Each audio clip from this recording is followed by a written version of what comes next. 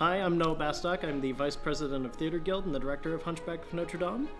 Hi, I'm Madeline Cuckow. I am the current Secretary of Theater Guild and the other Director of the Hunchback of Notre Dame. The story revolves around the bell ringer of the Tower of Notre Dame, who was hidden away by his uncle Frollo, who is the Archdeacon of the cathedral. He doesn't let him come out very much, but one day he decides to escape the cathedral and chaos ensues from there. Hunchback just kept coming back to me as a show that it hadn't really gotten a lot of performances yet. It's still relatively new, only having its major debuts in 2014 and 15 respectively. Yes. But I just fell in love with the timelessness and yet the modern call to how we treat the sense of the other or the subjugated person in our society.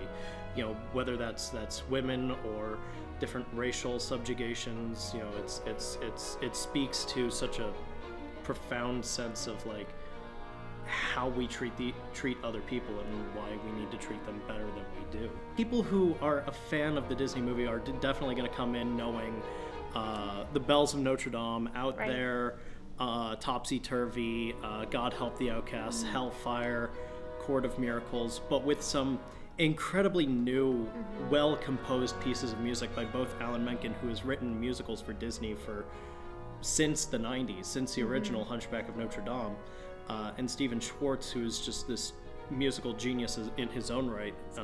Both of their motifs throughout the show definitely are prevalent in the work that's there musically. So I think, yes, fans of the Disney film will definitely be surprised by the changes, but I think they'll also be very welcoming to them as well. So my favorite part about working with this cast is definitely the learning curve. Not many people will say that, but I feel like I have grown right alongside of this cast, and I think being able to take what's in my head and work with a group of individuals that can actually bring my vision to life is astounding, because you think you see this picture of your dream cast whenever you cast a show. I mean, at least theater dorks do, like the two of us, but yeah. It's funny to actually get that picture out of your brain and onto a stage. So I mean, this cast has been a dream to work with, and they're just absolutely fantastic. So yeah. And the cast as well. The cast was great to work with. They took direction like champs.